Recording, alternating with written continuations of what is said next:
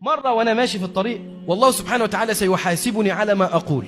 شفت واحد صاحبي والله العظيم يا جماعة، إذا نظرت إلى هذا الإنسان تيقنت أن جبال الدنيا كلها قد امتلأت بالهموم والأحزان وقد حملها فوق ظهره. مهموم، أول مرة في حياتي أشوفه كده. بسلم عليه بقول له مالك كده؟ بكى. يقول لي يا شيخ أنا الهموم والأحزان أحاطت بي. قلت له طب احكي لي بس إيه اللي حصل؟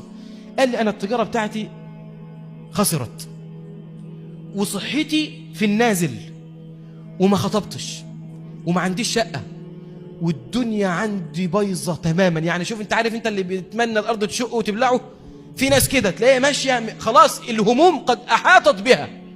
والله العظيم يا جماعة أنا نصحته نصيحة وبعدها ما عندتش شفته. قال لي بالظبط ممكن تقول بعد حوالي 80 يوم، شهرين ونص كده تقريبا. المهم قلت له شوف أنا هنصحك نصيحة هتعمل بيها. قال لي قول يا شيخ. هو بيعيط بيبكي، حتى أنا حاسس إن هو مش مركز معايا. فبقول له إيه؟ بقول له أنا عايزك تروح البيت وتنام بدري النهاردة، وعايزك تقوم قبل الفجر، مش بساعتين بقى ولا 3-4 ساعات. قوم يا عم قبل الفجر بما تستطيع، لو ربع ساعة قوم كده صلي ركعتين وادعو الله عز وجل بهذا الدعاء، بس أنا عايز الدعاء ده يخرج من قلبك. قال لي أقول إيه؟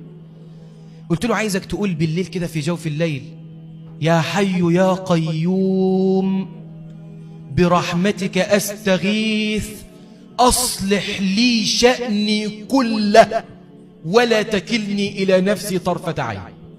سلام، دعاء جميل قوي. وسبته ومشيت، ما قلتلوش أكتر من كده. المهم بعد شهرين ونص قابلته، والله العظيم يكاد النور يخرج من وجهه. أول ما شافني مش هخبي عليك جه حضني كده وقام شايلني من على الأرض، والله زي ما بحكي لك كده. تمام؟ بقول له خير كده، بشرني ايه اللي حصل؟ قال لي بص يا شيخ انا دلوقتي معايا كذا محل، كل محل واقف على رجليه. بعد ايه؟ بعد شهرين ونص.